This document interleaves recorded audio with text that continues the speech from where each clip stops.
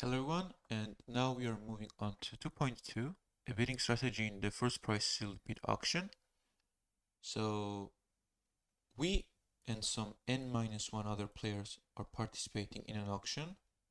So there are in total n players. I think that the other people's valuations are independent from each other and they follow some uniform distribution from 0 to 1. Uniform distribution means that the likelihood of each value, so 0.2 or 0.7, the likelihood of 0.2 and 0.7 is the same, and the only possible values that can occur are from 0 to 1, so value like 1.1 is impossible and value like minus 0.1 is possible. So basically that's the idea behind uniform distribution. And then we have this kind of bidding strategy.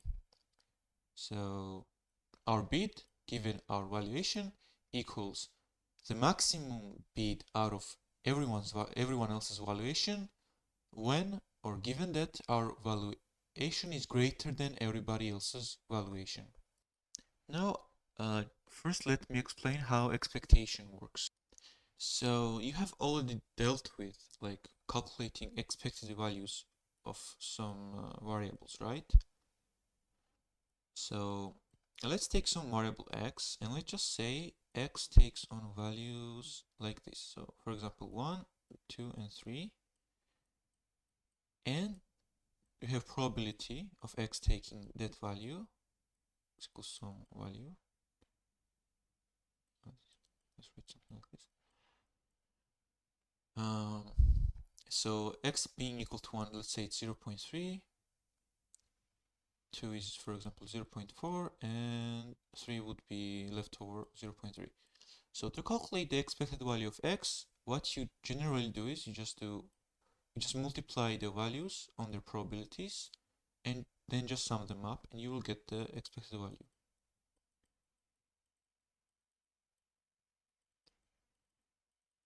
However, what do you do when you have continuous variables? You're supposed to take each value and weight it on its probability, right? Somehow. But you can't just sum them up with the summation operator. It's not possible because it's continuous. So imagine you have a distribution for x. So this is a probability density function of x.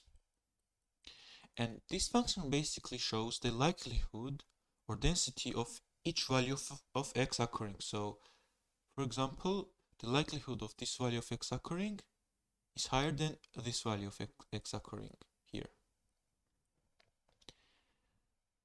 And this is different from probability because probability here is, for example, 0, but density is not 0.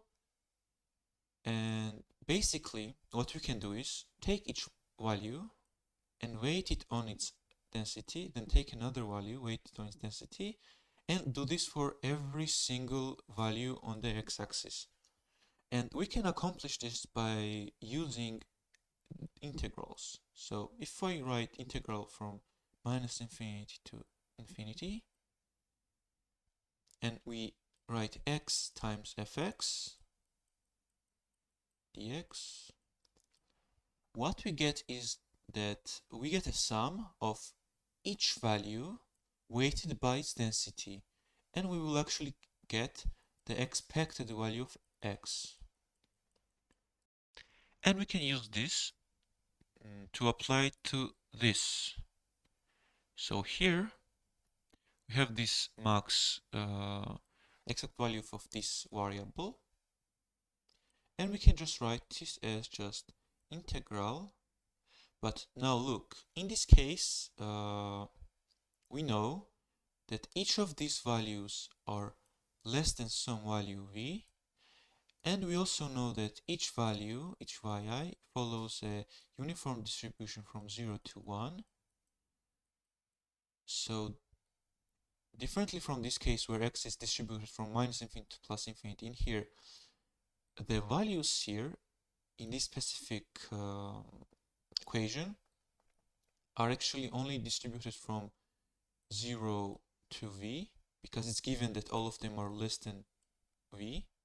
So if they're less than v, they cannot be greater than v.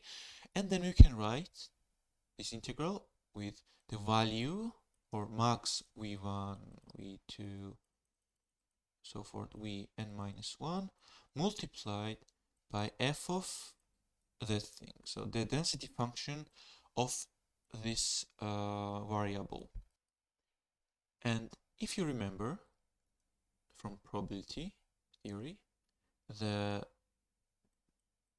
density function is actually the derivative of the cumulative distribution function. And the cumulative distribution function is actually the probability that some x will have value less than this x variable. So this is the input we give it. For example, you can input here 2, and this will just be the probability that x is less than 2. So this basically means that we want probability that max v1, v2, so and so forth is less than some variable x.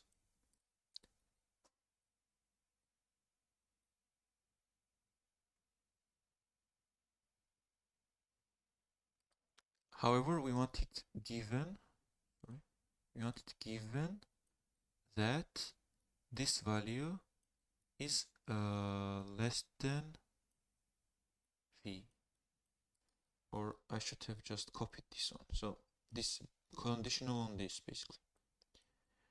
And max v1, v2, and so forth being less than x means that v1 is less than x, v2 is less than x, v3 is less than x, and so forth, because we are picking here the maximum, and if at least 1 is greater than x, then the maximum would be greater than x, because maximum picks the highest value.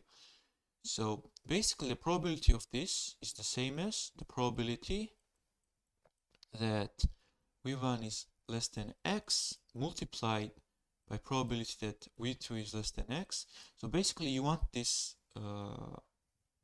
you want all of the v's to be less than x simultaneously.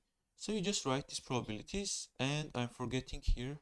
So probability v1 is less than x given that v is more than v1 multiplied by probability that v2 is less than x, a conditional that v is less than v2, and so forth, so on and so forth until the n minus 1 term. So okay, we'll just write here if you want.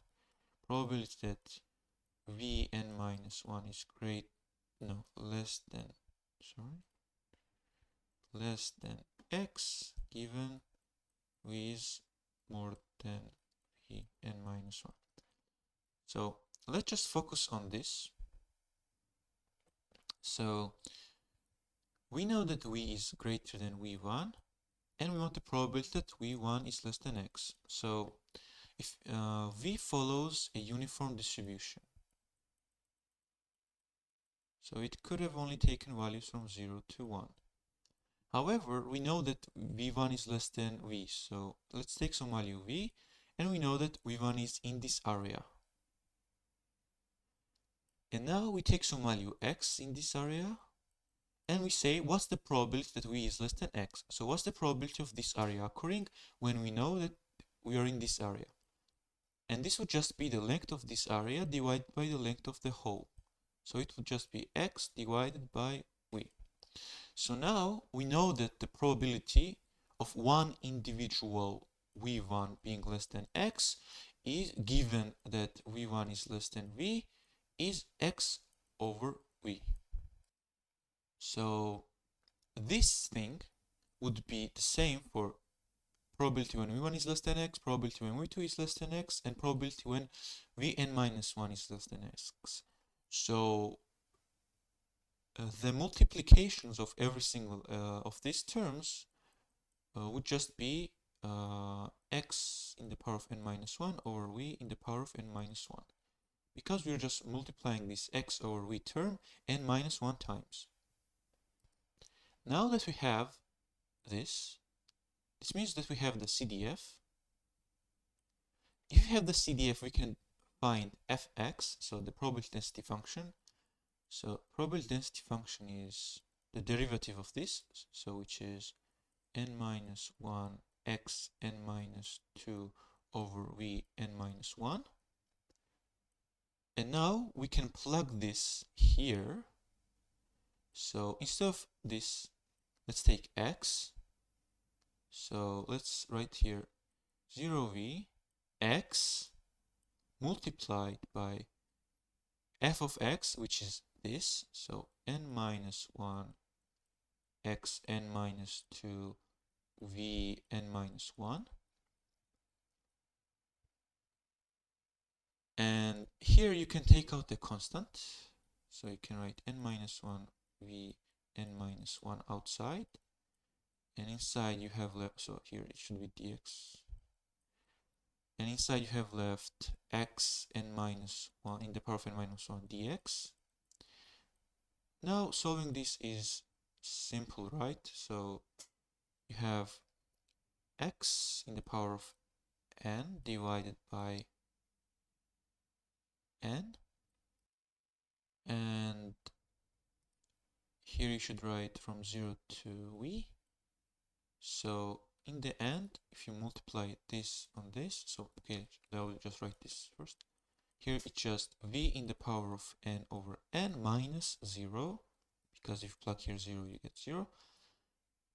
So you just have this term multiplied by this term, which is just n minus 1 over v n minus in the power of n minus 1 multiplied by v n over n, and you get n minus 1 over n multiplied by v. So this means that this BV is actually n minus 1 over n times v. And now let's move on to the question. So the question was, what will be your bid when your valuation is v equals 0.8 and n is equal to 8? So here we know, that BV is n minus 1 over n multiplied by v. So we just plug these numbers and we get that it's 7 over 8 multiplied by 0.8, which is 0.7. So this person will bid 0.7. Is all players playing the same strategy as you as a symmetric BNE? Yes, because if they're playing the same strategies, it's symmetric. That's what it means. I think in here, so basically in the lectures slides itself, basically this is proved to be a symmetric Bayesian Nash equilibrium, and because we got something identical to this, basically it's already proven that it's a symmetric Bayesian Nash equilibrium.